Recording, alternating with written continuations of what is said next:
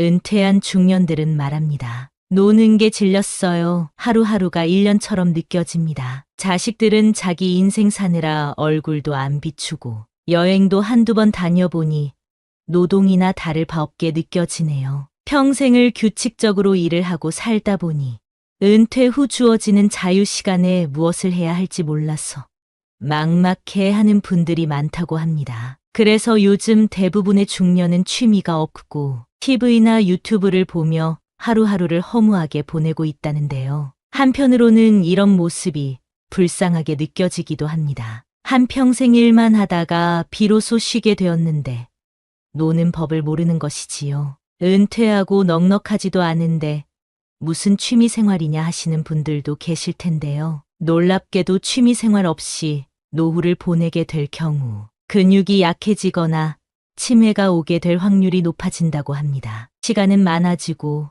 몸은 약해지니 자연스레 병원에 가게 되는 날들이 많아지게 되는데요. 건강한 노후를 보내기 위해서 내가 좋아하는 활동이 무엇인지 진지하게 생각해 볼 필요가 있습니다. 은퇴 후 주어지는 긴 자유가 고통이 되어서는 안 되겠죠. 오늘은 노후에 하면 좋은 취미 활동을 소개해 드리려고 합니다. 돈도 많이 안 들고 활동적으로 할 수 있는 것을 위주로 알려드리겠습니다. 첫 번째는 탁구입니다. 탁구의 장점이 무엇인지 아시나요? 그건 바로 초기 진입 장벽이 낮다는 점입니다. 다른 운동들과 비교하면 근력이나 체력적으로 부담이 적고 남녀노소 모두가 즐길 수 있는 스포츠입니다. 이런 탁구가 놀랍게도 수영이나 달리기와 비슷한 운동 효과를 준다고 하는데요. 심폐지구력이 향상되고 고혈압이나 고지혈증과 같은 질병에도 도움을 줄 수 있습니다. 다이어트에도 탁월한 효과를 보여준다고 하니까 한번 시도해보면 좋을 것 같습니다. 게다가 탁구는 비용도 저렴하고 실내에서 할 수 있는 스포츠이기 때문에 날씨의 영향도 적게 받는 운동입니다. 내가 마음만 먹으면 언제든지 할 수 있고 찾아보면 동네에 꼭 한두 개 정도의 탁구장이 있을 정도로 접근이 쉽습니다. 그리고 탁구를 할 때 공에 집중을 하는 훈련이 돼요. 집중력에도 도움이 되고 부상 위험도 적은 스포츠이기 때문에 80대에도 큰 무리 없이 즐길 수 있는 스포츠라는 사실을 기억해 주세요. 두 번째는 독서입니다. 책을 읽는 행위가 뇌에 긍정적인 자극을 준다는 사실을 알고 계셨나요? 무언가를 읽고 기억에 저장하려는 행위가 뇌 건강에 큰 도움을 준다고 합니다. 이는 치매 같은 질병을 예방할 수 있다는 것을 의미하는데요. 요즘에는 유튜브나 틱톡의 짧은 영상을 많이 보게 되어 집중력을 떨어뜨리고 무언가 길게 할 수 없게 되는 경향이 있습니다. 하지만 느긋하게 독서를 하는 것은 우리 몸에 집중할 수 있는 에너지를 길러주는 훈련을 하는 것과 같습니다. 또한 독서를 하면서 생기는 뇌의 자극을 통해 건강한 생각과 영감을 얻게 해주고 정서적으로도 안심시켜주는 효과가 있기 때문에 좋은 책을 찾아 읽어보시는 것을 추천드리겠습니다. 하루에 한 장으로 시작해서 2장, 3장, 10장 이런 식으로 독서하는 습관을 바르게 잡아가시면 좋겠습니다. 세 번째는 걷기입니다. 걷는 것만큼 정신적으로나 육체적으로 좋은 운동은 없는 것 같습니다. 심지어 돈이 들지도 않습니다. 걷기 운동을 하면 중성지방과 콜레스테롤 수치를 떨어뜨려 주기 때문에 심장에 굉장히 좋습니다. 요즘에는 자연에서 맨발로 걷는 분들도 많은데요. 발바닥 지압이 좋은 것은 모두가 다 아시리라 생각됩니다. 혈액순환을 촉진하고 몸의 장기들을 활동적으로 만들어주기 때문에 건강을 생각한다면 걷기만한 운동이 없을 정도입니다. 또한 사람은 걸을 때 긍정적인 생각이 가장 많이 떠오른다고 합니다. 노후에 고민이 많다고 해서 누워서 끙끙 앓고 있지만 말고 집 앞에라도 나가서 10분에서 15분 정도만이라도 걸어보세요. 또한 걷기는 불면증을 앓고 있는 사람에게도 도움이 됩니다. 햇살을 받으면 비타민 D 생산에 도움을 받게 되고 세로토닌 생성을 촉진하여 기분을 좋게 만들어주거나 스트레스를 줄여주는 효과를 경험할 수 있습니다. 은퇴 후 우울증에 걸려 고생하시는 분들이 많은데 햇볕은 우울증 완화에도 도움이 된다고 하니까요. 오늘부터라도 당장 걷기 운동을 시작해 보시는 것을 추천드리겠습니다. 네 번째는 그림 그리기입니다. 그림을 그리는 행동은 손을 움직이고 뇌와 시청각적 자극을 불러일으키는 활동입니다. 이 과정에서 기분을 좋게 만들어주는 도파민을 분비시키고 스트레스를 줄여주는 효과가 있다고 합니다. 제가 아는 선생님도 그림 그리기를 취미로 하고 계신데요. 그분이 하시는 말씀이 그림을 그리면 우울감이나 부정적인 감정이 사라지고 침착하고 고요해지는 기분을 느낀다고 합니다. 손을 많이 쓰면 뇌에도 도움을 준다는 사실을 다들 알고 계시지요?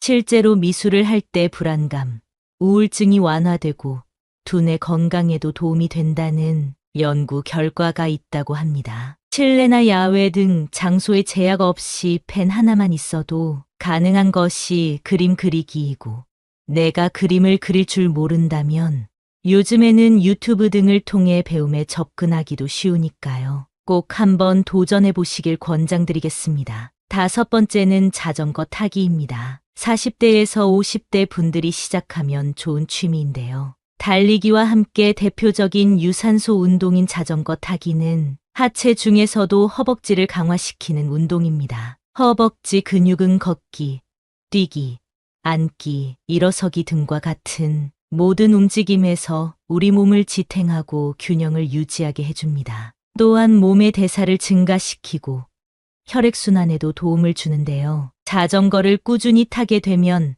하체 근육이 발달하게 되고 나이가 들어 힘없이 넘어지거나 지팡이를 짚고 다녀야 할 걱정에서 벗어날 수 있습니다. 나이가 들수록 근육이 점차적으로 줄어들게 되는데요. 자전거 타기는 생활에 필요한 근육 발달에 큰 도움을 주고 안장 높이만 잘 맞춰서 타면 관절 건강에도 좋은 운동이라고 합니다. 걷기나 달리기 같은 맨몸 운동보다 비교적 오래 할 수 있고 날씨가 좋을 때 자전거를 타면 우울증 완화에도 도움을 준다고 합니다. 여섯 번째는 명상입니다. 명상은 아주 옛날부터 이어온 정신치료의 방법 중 하나입니다. 명상은 하는 방법도 매우 간단합니다. 잔잔한 음악을 틀고 조명을 어둡게 하고 진행하시면 되는데요. 명상이 주는 효과는 스트레스를 날려주고 자존감을 회복하는 데 도움이 됩니다. 우울증이 있는 분들이 명상을 하면 특히 좋은데요.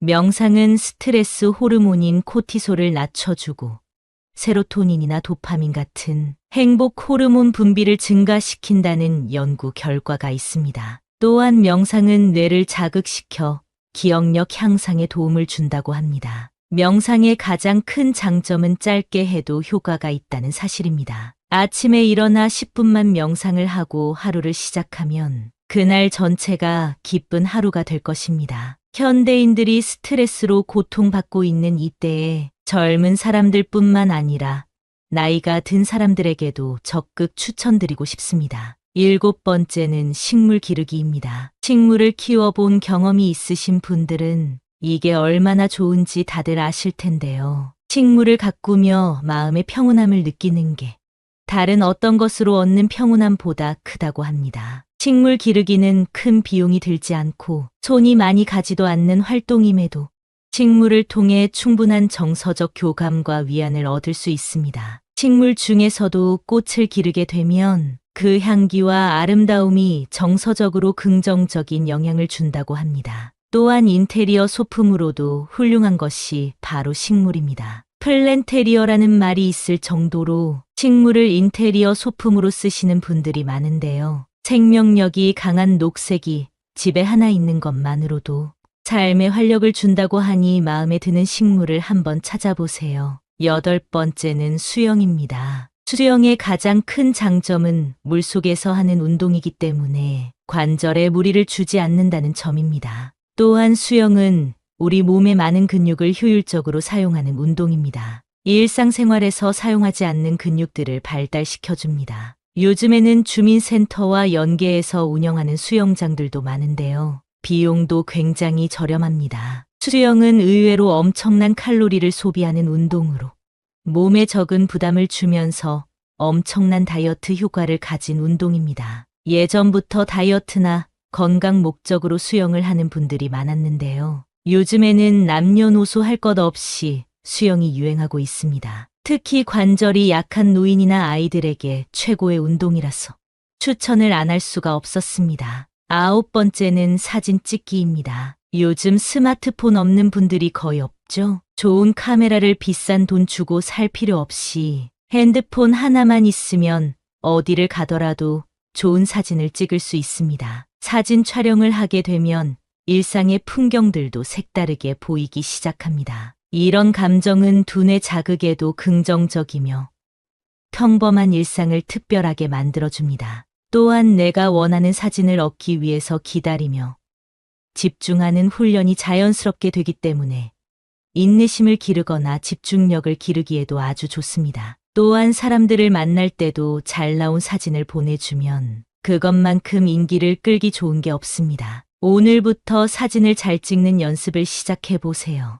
아주 평범한 것이라도 상관없습니다. 주변 사물부터 지인들까지 하나하나 촬영하며 추억을 쌓아보세요. 10번째는 악기 연주하기입니다. 나이 많은 사람들이 무슨 어려운 악기 연주를 하냐 말씀하실 수 있는데요. 연주를 잘하는 것보다 연주를 배우는 시간에 얻는 것이 정말 크다고 말씀드릴 수 있을 것 같습니다. 먼저 악기를 배우게 되면 비슷한 또래의 사람들과 만나게 되고 악기 연주라는 공통점을 가지고 교류하게 되기 때문에 금방 가까워질 수 있습니다. 또한 악기 연주는 굉장히 건강한 취미로서 사회적으로도 좋은 친구를 만날 수 있는 기회를 얻기도 합니다. 신체적으로나 순발력이 조금 부족한 노인들은 우쿨렐레와 같은 접근하기 쉬운 악기로 시작해 보시는 것을 추천드립니다. 사람이란 항상 목표를 가지고 살아야 되는 것 같습니다. 저는 은퇴는 끝이 아니라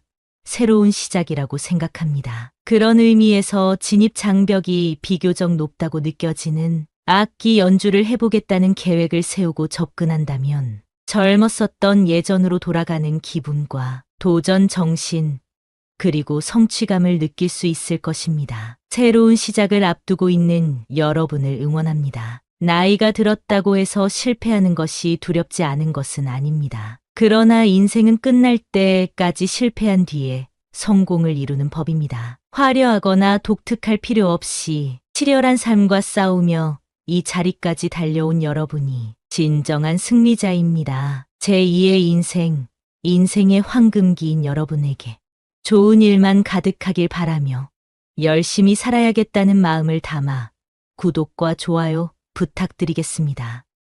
인생을 살면서 정말 피하고 싶은 인간 유형이 있습니다. 뱀처럼 교활하고 상대방을 이용하려고만 하는 인간들인데요. 여러분 역시 이미 한 번쯤은 경험해봤을 수도 있습니다. 이런 인간들의 유형을 제대로 알고 있지 않으면 언제 또 당할지 모릅니다. 요즘에는 가스라이팅이라는 말이 많이 알려졌는데요. 무의식 속에서 상대가 조종하는 대로 살게 되면 결국 나를 잃게 됩니다. 오늘은 나르시시스트들이 어떤 교활한 수법으로 우리를 속이려고 하는지 알아보겠습니다. 먼저 알아두셔야 할 것이 있습니다. 교활한 사람들은 어떻게 행동할까요? 비판을 받아들이지 않고 자기 반성을 할 줄 모릅니다. 누군가 잘못을 지적하면 그건 당신의 문제라며 적반하장하는 모습을 보이기도 합니다. 항상 나는 맞고 너는 틀렸다고 하는 태도를 가지고 있는 사람을 본 적 있으시죠? 이런 사람은 남을 깎아내리는 것에 혈안이 되어 있습니다. 왜냐하면 남을 깎아내려야 내 평판이 오른다 생각하기 때문이죠. 그러다 보니 자기 잘못이 명백한 상황에도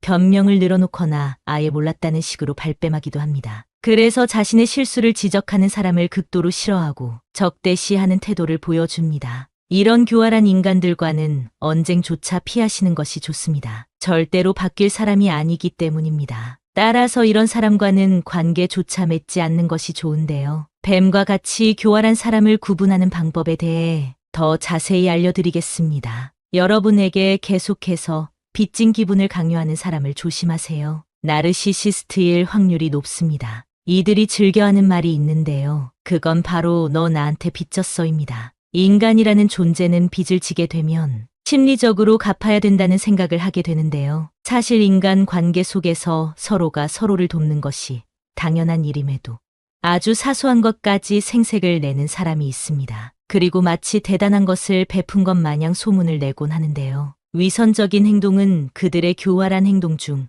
아주 기본이 되는 방법으로 위선적인 자들은 착한 척을 아주 잘합니다. 친한 사이가 아님에도 나에게 너무 잘해주는 것 같다 싶으면 살짝 거리를 두는 것이 좋습니다. 이런 모습에 속아 마음을 열었다가 이용만 당하게 될 수도 있기 때문입니다. 당신에게 아주 작은 호의를 베풀었다면 더 큰 부탁을 하기 위한 수단에 불과하다는 사실을 기억하셔야겠습니다. 교활한 자들에게는 절대로 내 고민을 말하면 안 됩니다. 앞에서는 위로와 공감을 보내겠지만 결국 내 약점을 노출하는 것밖에 안 됩니다. 그리고 그 약점을 이용해서 더욱 자신에게 의지하게 만들면서 돈도 다 뜯기고 사람도 잃는 분들을 많이 봤습니다. 아무리 외롭고 힘들더라도 이런 사람에게만큼은 고민을 털어놓지 마세요. 이런 유형의 사람들이 얼마나 교묘한지 아시나요? 주변 사람들에게는 당신을 엄청 챙겨주는 것처럼 얘기합니다. 마치 당신이 걱정돼서 관심을 주는 것처럼 보이기도 합니다. 그러나 이는 오히려 당신과 당신 주변의 인간 관계를 좁아지게 만들고 외롭게 만들고자 하는 전략입니다. 그래야 더욱 더 자신에게 의지하게 될 테니까요. 당신에 대한 비난을 할 때도 마치 필요한 조언을 해주는 것처럼 하거나 걱정이 돼서 얘기한다는 식으로 자신의 행동을 포장합니다. 나중에 곰곰이 돌아보면 그때 했던 얘기가 조언이 아닌 비난이었단 사실을 깨닫게 되더라도 시간이 지나서 얘기를 꺼내기가 애매하고 얘기를 한다 해도 내가 언제 그랬냐며 변명하거나 오히려 너가 너무 예민한 거 아니냐며 몰아가는 행동을 취합니다. 특히 자신보다 약자라고 생각하는 사람에게만 이런 행동을 하고 자신보다 상황이나 배경이 나은 자들에게는 마음에도 없는 칭찬으로 잘 보이려는 행동을 하게 됩니다. 따라서 이런 교활한 자들과 어쩔 수 없이 같은 집단에 있는 상황이라면 이들의 말을 유심히 들을 수 있는 예리함을 가질 필요가 있습니다. 이들이 꺼내는 가십거리에 절대 관심을 보이지 마세요. 말을 아끼고 그 대상이 누구인지 곰곰이 생각해보는 것이 좋습니다. 교활한 자들이 가장 잘하는 것이 있습니다. 무엇인 것 같나요? 그건 바로 거짓말입니다. 자신의 이익을 최우선으로 생각하는 이들은 남을 속일 때 약간의 진실을 섞어 말하기 때문에 듣는 사람은 그게 거짓말인지 바로 알기가 어렵습니다. 그 말이 진실인지를 알려면 시간이 조금 지난 후에 되물어 보세요.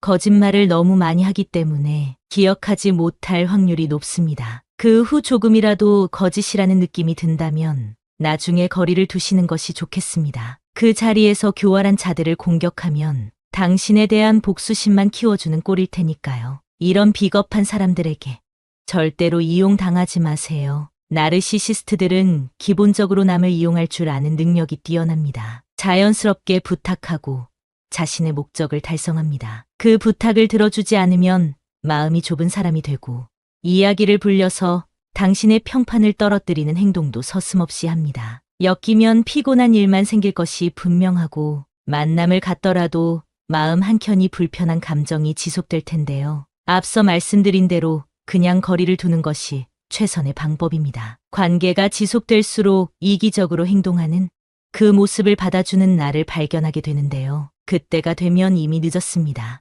용기를 가지고 인간 관계를 정리하셔야 됩니다. 교활한 자들은 불쾌하게 이기적인 행동을 합니다. 어떤 상황에서도 남보다 자신의 이익을 최우선으로 하기 때문입니다. 종종 이런 사람의 행동을 고쳐주겠다고 애쓰는 분들을 많이 봤는데요. 사고방식 자체가 이렇게 형성되어 있기 때문에 절대 바꿀 수 없습니다. 자신을 최우선으로 하는 자들이 주위에서 하는 말을 들을 수 있을까요? 오히려 당신이 이상한 사람이 되어버립니다. 나르시시스트들의 무서운 점은 자신이 피해를 입으면 그것을 몇 배로 갚아주려는 마음이 있다는 사실입니다. 따라서 이런 사람은 피하는 것이 상책입니다. 교활한 자들은 책임감이 없습니다. 물론 겉으로는 책임감이 아주 강한 사람인 것처럼 말하죠. 하지만 본성은 숨길 수 없기 때문에 타인에 대한 배려가 없는 행동은 결과적으로 책임감과는 거리가 먼 습성을 보입니다. 이런 사람들과는 특히 업무적으로나 사업적으로 엮여선 안 되겠습니다. 일을 준비하는 과정에서는 그럴싸한 말로 여러분을 속이려고 할 것입니다. 믿고 맡기기만 하면 모든 일이 잘 될 것처럼 얘기할 텐데요. 하지만 때가 돼서 결과가 없을 경우에는 보여줘야 할 결과와는 상관없이 다른 보상품으로 시간을 끄는 행동을 합니다. 이런 자들을 구분하는 방법은 간단합니다. 크고 작은 약속들을 잘 지키는가 확인해 보는 것입니다. 만약 약속을 지키지 못하더라도 솔직하게 자신의 잘못을 인정하는지, 다음부터 같은 실수를 하지 않는지 유심히 지켜보세요. 매번 약속을 어기고 변명을 늘어놓으며 자신의 능력을 부풀려 말하는 사람은 당장 멀리하시는 것이 도움이 되겠습니다. 또한 나르시시스트들은 선택적으로 도덕성을 언급합니다. 자기 합리화를 잘한다고도 볼 수 있는데요. 남이 잘못하면 목에 핏대를 세우고 자신이 잘못했을 때는 사람이 그럴 수도 있는 거 아니냐며 변명하거나 오히려 상대의 잘못이라고 엉뚱한 소리를 하곤 합니다. 항상 자신은 옳고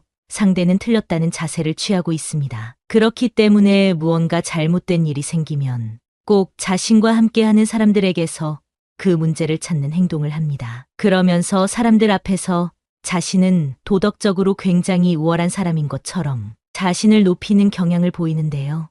이런 사람의 특징이 자신의 지위를 이용해서 상대를 통제하고 이용하려고 한다는 점입니다. 휴일에도 자신의 직급을 이용하여 불러내거나 내일이 아님에도 불구하고 그 일을 떠넘기기도 합니다. 이런 사람들에게는 선을 그어야 하는데요. 확실한 주관을 가지고 말을 하는 사람들로부터 한 발 물러나는 것이 교활한 자들의 습성이기 때문에 이 점을 이용해 보시면 좋겠습니다. 또한 나르시시스트들은 과도한 자부심을 갖고 있고 타인의 능력은 무시해버립니다. 이들과 같은 그룹에서 무언가 성과를 낸다면 그 공을 자신에게만 돌릴 가능성이 매우 높습니다. 이들에게 타인의 의견이나 감정은 중요한 것이 아니기 때문이겠죠. 그렇기 때문에 주위에 성공한 사람이 있을 경우 축하보단 시샘을 하는 감정을 강하게 느끼고 그 사람을 깎아내리려는 발언을 하게 됩니다. 그러니 절대 가까이 하지 마시길 권장드리겠습니다. 교활한 자들의 특징을 오늘 영상을 통해 잘 알게 되셨을 텐데요. 앞으로는 이런 이기적이고 교활한 사람들 때문에 피해보는 일이 없으시길 바랍니다. 다음에는 이들로부터 나를 어떻게 보호해야 되는지에 대한 내용으로 찾아뵙겠습니다. 정신도 육체도 항상 건강하시기를 바랍니다. 교활한 자들에 대한 내용이 좋았다면 좋아요 버튼을 눌러주세요.